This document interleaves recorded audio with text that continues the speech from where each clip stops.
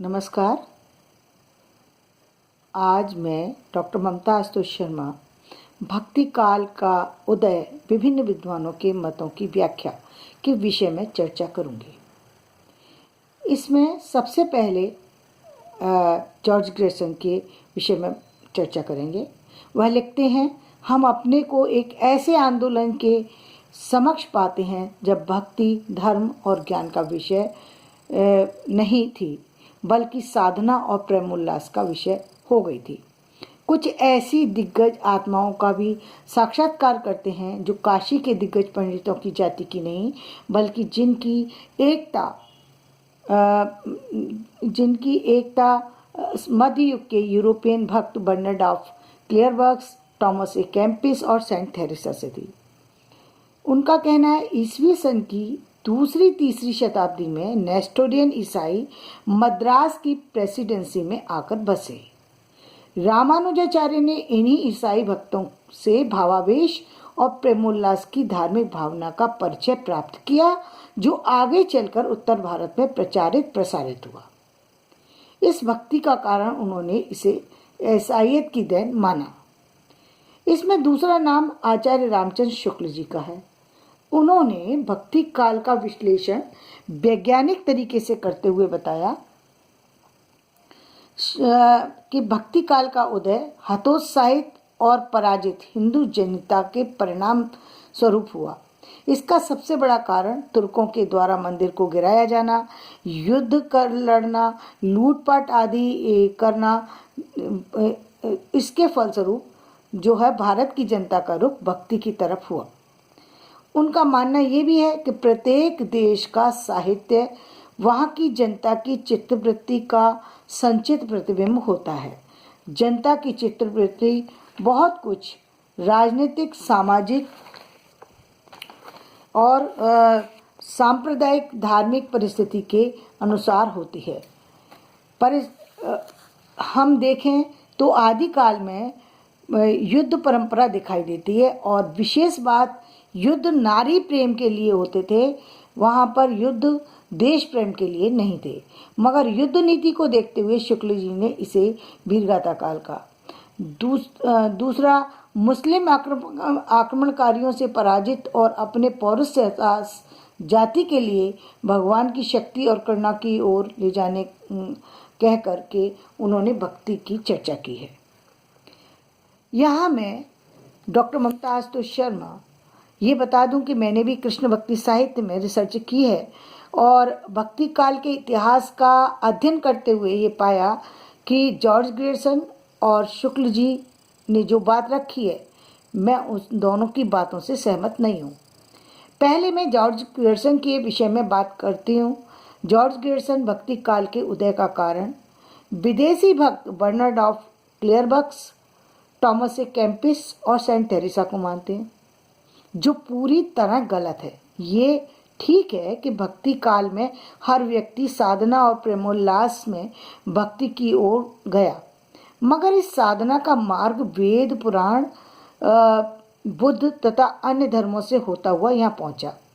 एक सामान्य दृष्टि से भी हम यदि बात करते हैं तो सभी जानते हैं कि भारत के लोग विदेशी भक्तों का नाम भी नहीं जानते, तो उनका प्रभाव भारत के लोगों पर कैसे हो सकता है? भक्ति काल का उदय ईसाईयत की देन नहीं है, ऐसा मेरा मानना है।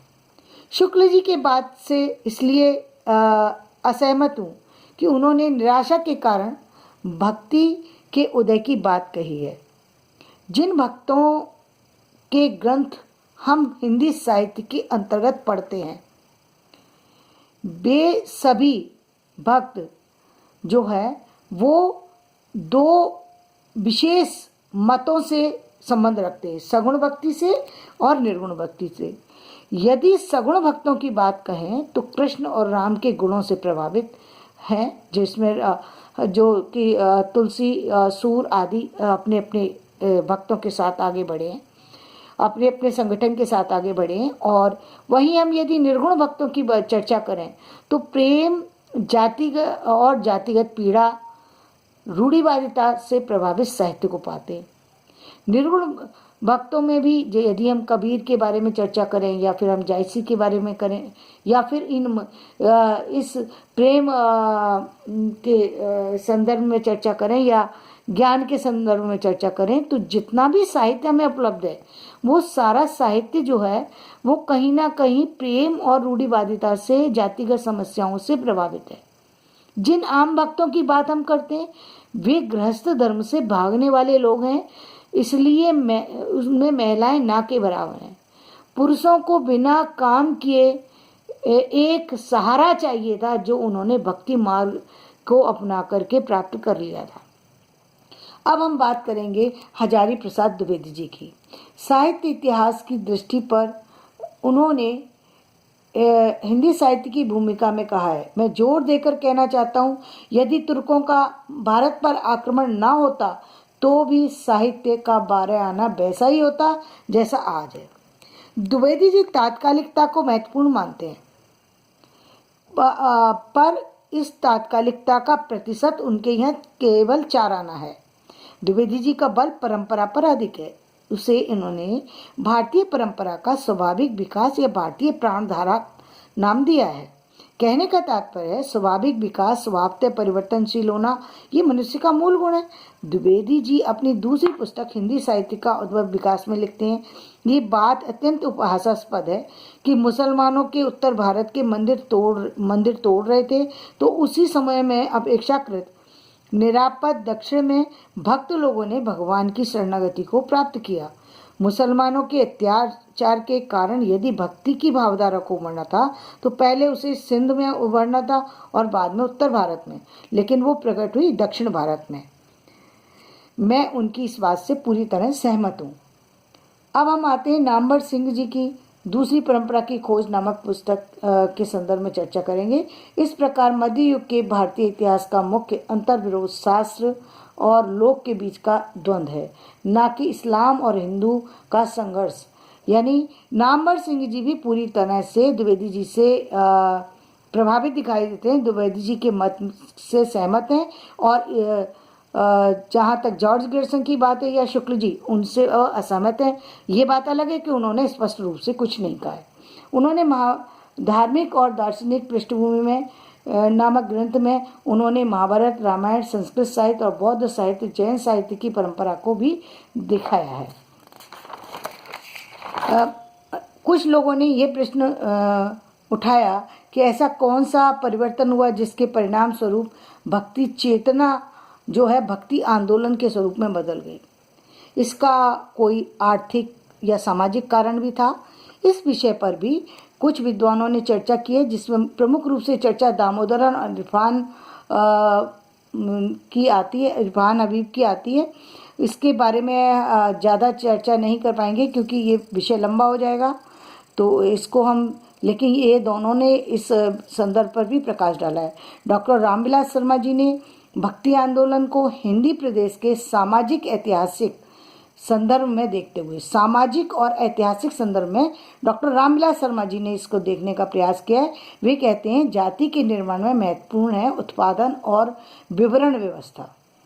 मतलब उन्होंने उत्पादन, एक तो उन्होंने सामाजिकता पे, सामाजिक ऐतिहासिक परंपरा पर बल दिया है। दूसरे उन्होंने कहा है कि सामाजिक संदर्भ के कुछ अन्य पहलू जिसमें उत्पादन और वितरण व्यवस्था।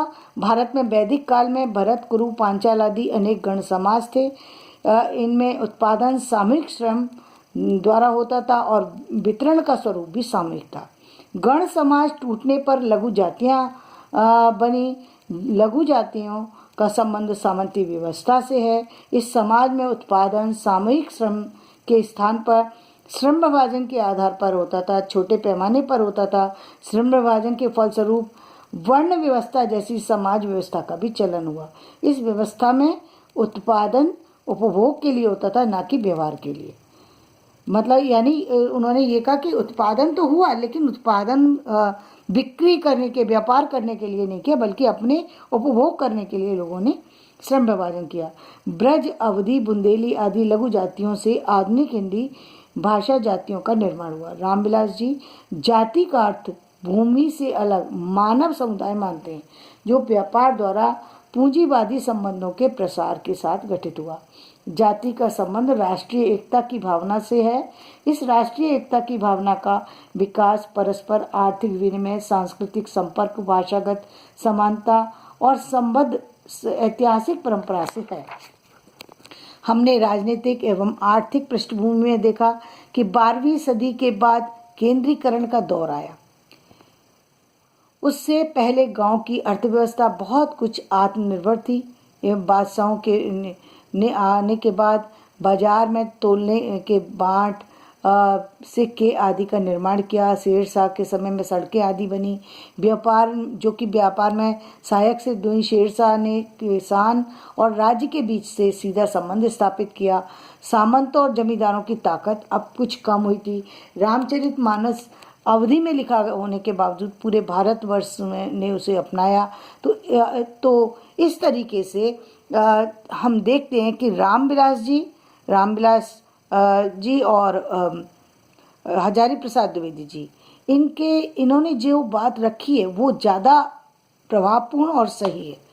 जो शुक्ल जी ने रखी है वो बात उन्होंने अपने ढंग से रखने की कोशिश की है, लेकिन ये पूरी तरह सही नहीं है कि निराशा के फलस्वरूप साहित्य का उदय हुआ, भक्ति काल का उदय। निराशा के फलस्वरूप यदि भक्ति साहित्य का उदय होता तो फिर वो उसका स्वरूप कुछ और ही होता, ये नहीं था जो आज हम कृष्ण भक्ति धारा के अंदर देखें तो कहाँ है उसमें निराशा का स्वर। उसमें युद्ध संबंधी कोई ऐसी चीज़ नहीं दिखाई देती कि जहाँ उन्होंने वहाँ निराशा दिखाई दे। जहाँ हम तुलसीदास का साहित्य देखते हैं या अन्य साहित्य को भी हम देखते हैं, वहाँ पर वो समस्याएं हमें नहीं दिखाई दे रही जो तुर्कों के आक्रमण के फलस्वरूप होना चाहिए था।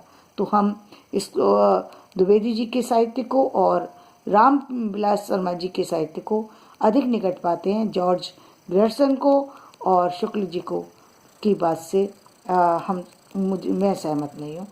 तो आज का विषय यहीं समाप्त करते हैं। यदि पसंद आया हो तो लाइक और सब्सक्राइब करें ताकि वीडियो आप तक पहुँच सके। धन्यवाद।